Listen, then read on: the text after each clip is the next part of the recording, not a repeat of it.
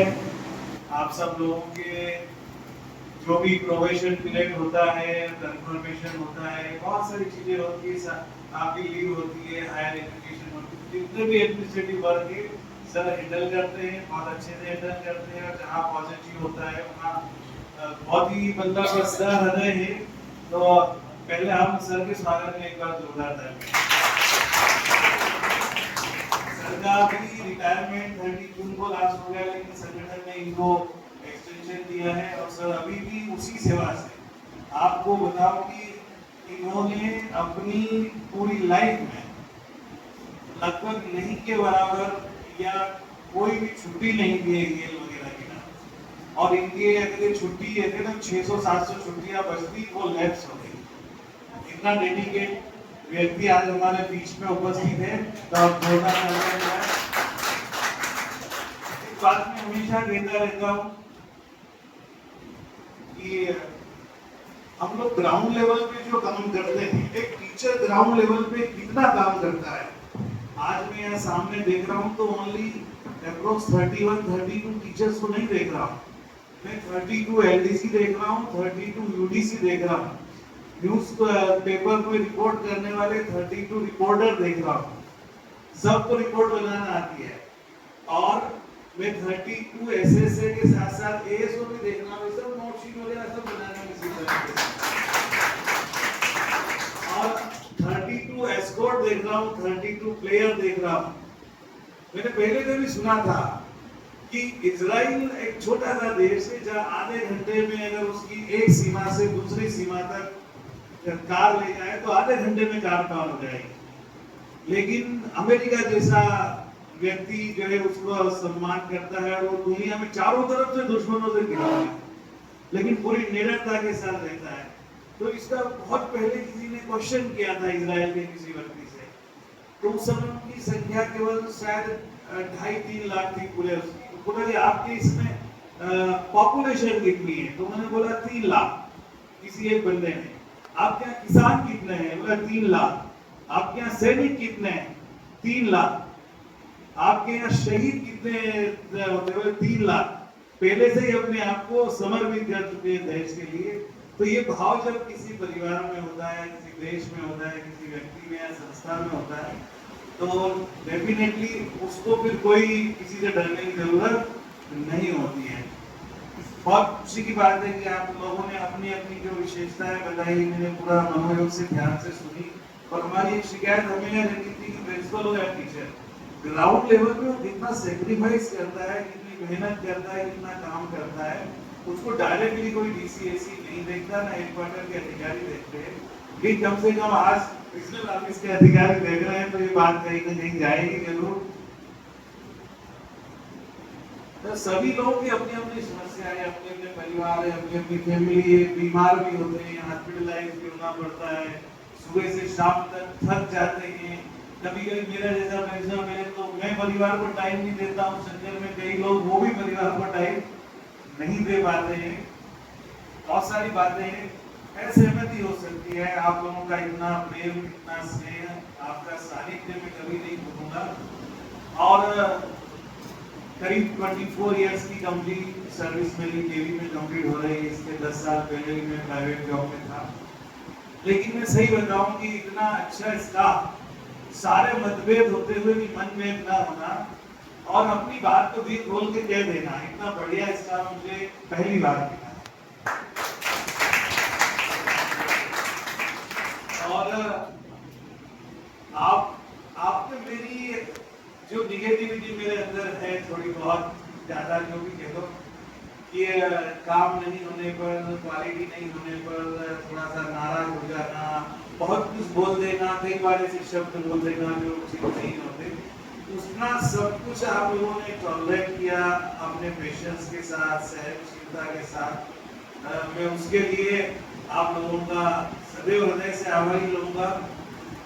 और 2-3 चीजें हैं थोड़ी ऐसी जो जिसको मैं थोड़ा क्लेरिफाई करूं। जैसे हमारे सुमित सर ने बोला कि अगर आपको किसी का प्रेम चाहिए तो नफरत भी सहन करना पड़ेगी। एक्चुअली वो नफरत नहीं है, वो असहमति हो सकती है, नाराजगी हो सकती है, लेकिन प्रेम आता ही नफरत के बाद है।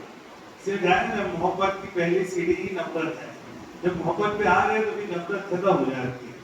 असहमति नाराजगी तो जिंदगी भर चलती रहती है, चाहे कितना भी प्रेम कर लो, लेकिन असहमति और नाराजगी हमेशा रहती है।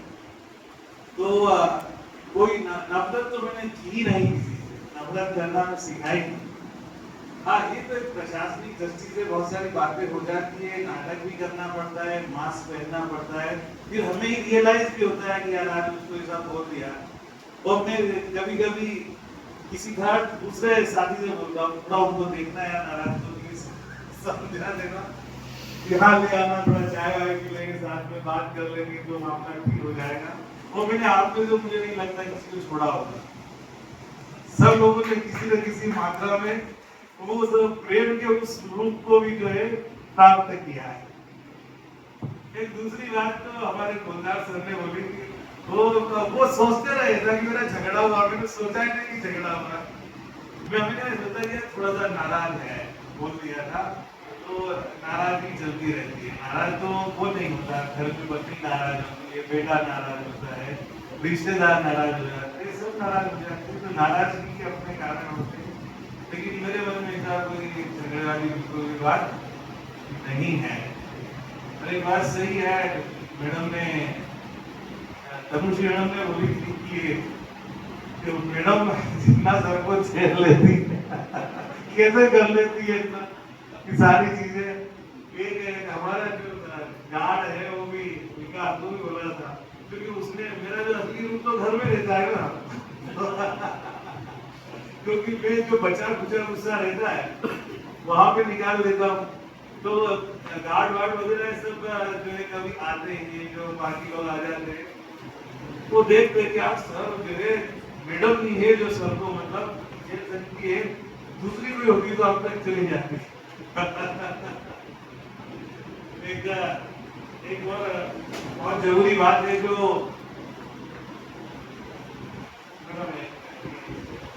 सुनाना है आप लोगों को। एक्चुअल में ये बात सही है, देखिए कि पूरी जिंदगी निकल जाती है। आदमी की सबसे बड़ी कमजोरी क्या है? शादी से लेकर के परिवार बसा के और सब कुछ डेवलपमेंट सब कुछ हो जाने तक हम पुरुषों की कमजोरी है कि हम अपने जीवन साथी को उसका जो सेक्रीफाइस है, जो योगदान है, उसके प्रति हमारी कृतज्ञता क्या होनी चाहिए, हम दिल में तो रखते हैं लेकिन शब्दों से प्रकट नहीं कर पाते। कई बार वही नाराजगी लड़ाई झगड़े का कारण बन जाता है। मैं आप सबके सामने आज ये बात में प्रकट कर रहा हूँ, स्वीकार तो करता ही हूँ, लेकिन प्रकट कर रहा हूँ कि सही में मैं यहाँ तक जितने भी सफलता के सोपान चढ़कर पहुंचा हूँ, मेरे अंदर जो भी सहनशीलता, धैर्य, क्रोध, जितने भी मनोविकार के साथ साथ जो कुछ भी अच्छा है, वो सब ये सफलता का जो श्रेय है मैं स्वीकार करता हूँ कि मेरी धर्मपत्नी श्रीमती रेखा। इसमें क्या चीज क्या होता, इसमें जो सेवा भाव है वो अचानक मुझे समझ में ही नहीं आता कि ये शादी के समय और शादी से पहले सगाई के समय कैसी थी और आज तक इतना बदलाव मैंने देखा है कि शायद इतना बदलाव किसी महिला में मैंने आज तक नहीं देखा। तो वो सेक्रीफाइस है कि वो कहते हैं ना कि जब त्याग, सेवा और समर्पण आता है परिवार में तो शादी समाप्त हो जाती है और केवल प्रेम ही रह जाता है। तो बहुत सारे प्रेम हुआ होते हैं, वहाँ प्रेम समाप्त हो जाता है, खाली रिश्ता ही रह जाता है और वो भी कॉम्प्रोमाइज। हमारे इसमें ये है कि हम लोग अगर सभी लोग एक दूसरे से अनकंडीशनल लव करते हैं, लेकिन बात कह नहीं पाते। तो आज जो भी मेरी सफलताओं में, मेरी यहाँ तक की यात्रा में कुछ भी अगर अच्छा आप लोगों को दिखाई देता है, खराब जो है वो मेरा अपना है, लेकिन कुछ भी अच्छा दिखाई देता है तो वो मेरी धर्मपत्नी रेखा का है। और मैं आज बोलना चाहता हूँ कि मैंने कभी बोला नहीं, लेकिन सही में दिल से मैं आपको बहुत चाहता हूँ, रियली आई।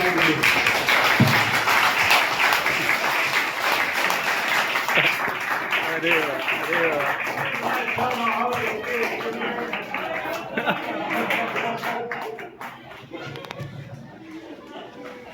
बड़ा कठिन काम है। अरे हाँ चलो उसने ये नहीं बोला कि झूठ मत बोलो।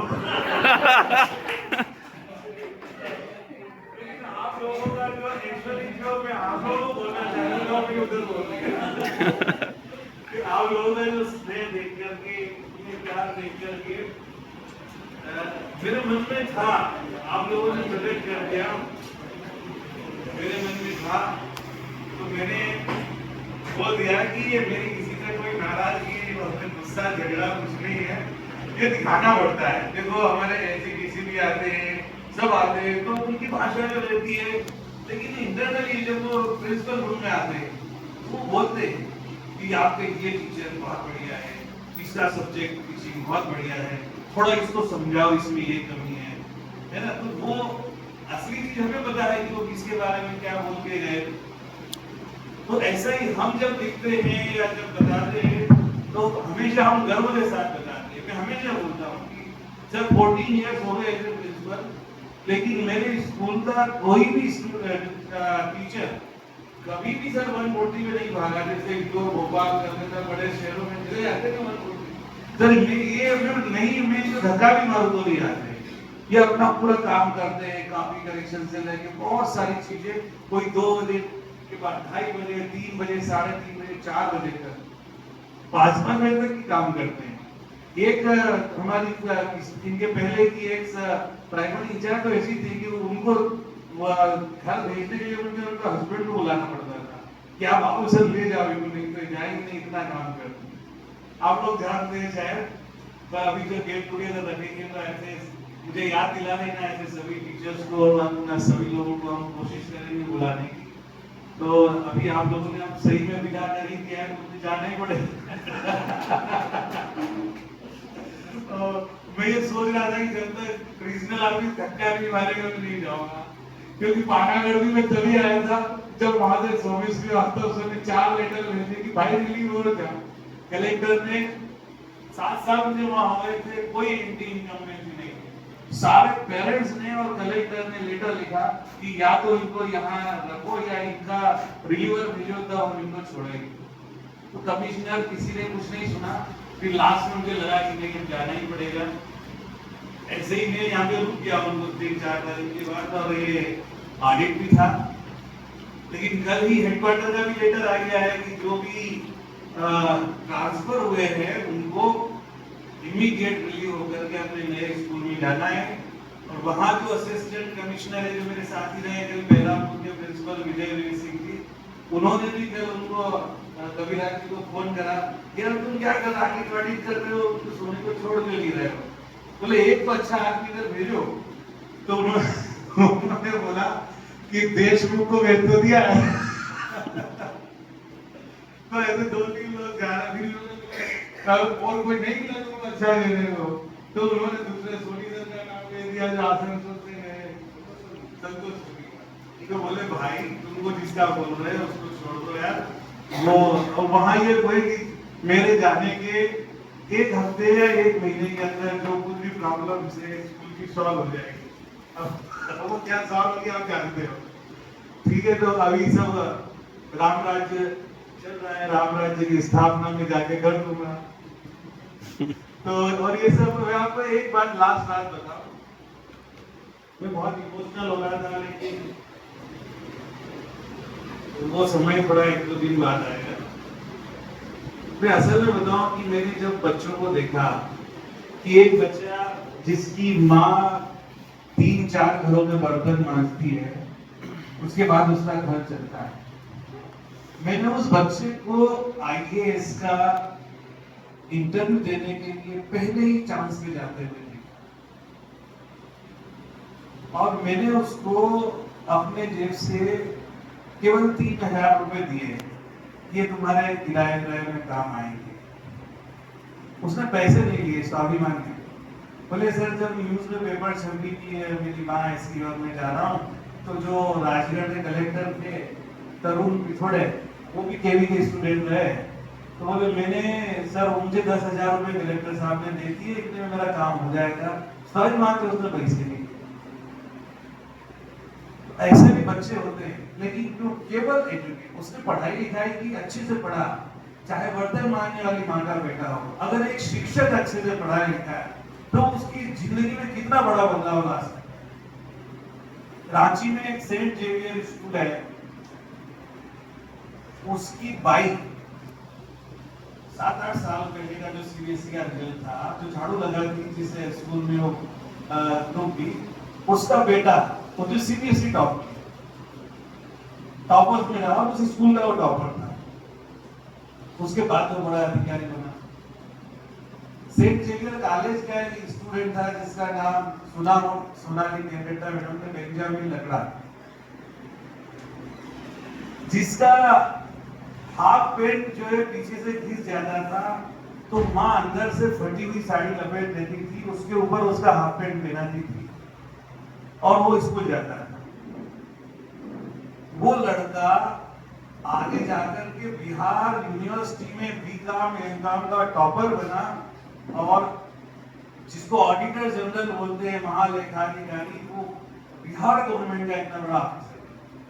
आज की डेट में वो रिटायर्ड होकर दिल्ली में अपना जीवन बिता रहे हैं।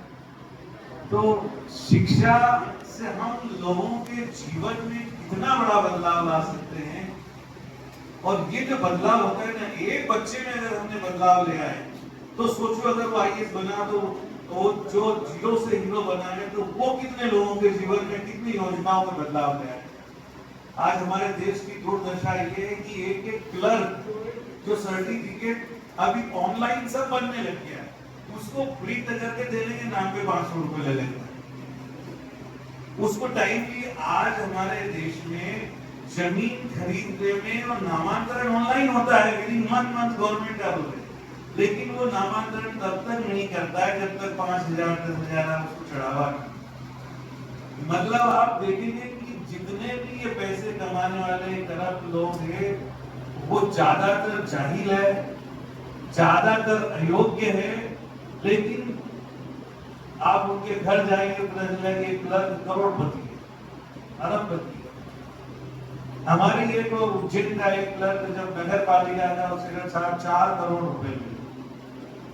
हम तो कभी आपको से देख भी नहीं पाएंगे इतना पैसा अपनी कमाएंगे। लेकिन ये जमाना जो ऐसा है कि जिसके पास एजुकेशन है, क्वालिटी है, वो एक महीने में 1 करोड़ भी कमा सकता है, 10 करोड़ भी कमा सकता है, और छोटी छोटी चीजों से आप एक बार प्रसिद्ध हो जाइए, एक बार डेडिकेट हो जाइए अपने काम के प्रति, एंजॉय फील कीजिए, अपना 100% दे दीजिए। मुझे लगता है कि जीवन में आपने जितना सोचा नहीं है उससे ज्यादा मिलेगा, और भगवान हमेशा हम जो मेहनत करते हैं, परिश्रम करते हैं, उससे अधिक ही देता है।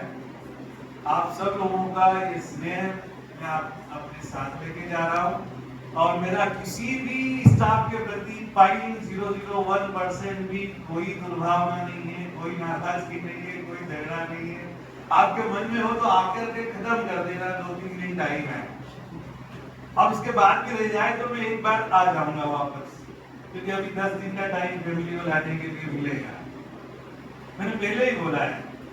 और ये जो कुछ भी हमें मुझे करना पड़ा, देखो विद्यालय को एक अच्छा लेवल पर लाने के लिए, पंक्चुअल बनाने के लिए, और समय पर काम हो और हमारा नाम हो, और केंद्रीय विद्यालय संगठन की छवि धूमिल ना हो, क्योंकि हमारे जैसे बहुत सारे लोग हमसे ज्यादा पढ़े लिखे पीएचडी के रोड पे घूम रहे हैं और बहुत कम सैलरी में काम कर रहे हैं। तो ऐसी सिचुएशन में अगर केवीएस ने हमें रिकॉग्नाइज किया है, तो हमें इसके प्रति अपनी पहली प्रायोरिटी ये होना चाहिए। मैंने केवीएस में आने के बाद आज तक किसी से 1 रुपया उधार नहीं मांगा। जितनी नियमित सैलरी केवी में मिलती है, कभी कभी 1-2 दिन पहले मिल जाती है, उतनी बहुत कम संस्थाओं में मिलती है। मैं ये नहीं कह रहा हूँ समय में, लेकिन ये जो विशेषता है केवीएस की, आप 5 साल मेहनत कर लीजिए, पीआरटी से एचएम बन जाएंगे, डीडीटी बन जाएंगे, डीडीटी से पीडीटी बन जाएंगे, और 8 साल मेहनत कर लेंगे, पीडीटी से आप 12 साल कर दिया तो प्रिंसिपल वाइस प्रिंसिपल बन ही जाएंगे। जितना जल्दी प्रमोशन यहाँ हो जाता है, मैंने देखते ही देखते कि जो लोग पीडीटी से एसी बन गए, डीसी बन गए, अब ज्वाइंट कमीशन की लाइन में। तो ये सारी चीजें देखी, पीआरटी से और माली से लेकर प्रिंसिपल तक बनने वाले और पीआरटी से लेके डीसी तक पहुंचने वाले मैंने बहुत सारे लोग देखे, आप लोगों को बताया अभी। ये सारी चीजें हैं, इतनी अच्छी संस्था है, और इस संस्था को अगर कोई अच्छा बना सकता है तो हम भी बना सकते हैं, और इस संस्था को खराब भी कोई बना सकता है, इसकी छवि भी कर सकता है, तो वो भी हम ही कर सकते हैं। दुनिया को जिसको जो करना हो करे, हम अपनी नजरों में न गिरे, हमें कोई गिल्टी फील ना हो, इसलिए हम अपना जितना बेहतर दे सकते हैं इसको दे। आप सभी लोगों का जीवन और भविष्य सुखद और स्वर्णिम रहे, मैं यही आशा आप लोगों के साथ करता हूँ। और रो लेने से, आंसू बहा लेने से, दुख प्रकट कर देने से मन का मेल धुल जाता है। किसी ने कहा है ना कि अश्रु मन की पीर धोते, जल कभी धोता नहीं। तन जुदा होता है लेकिन मन जुदा होता नहीं। तो हम मन से कभी अलग नहीं रहेंगे। इसी भाव के साथ मैं अपनी वाणी को विराम देता हूँ।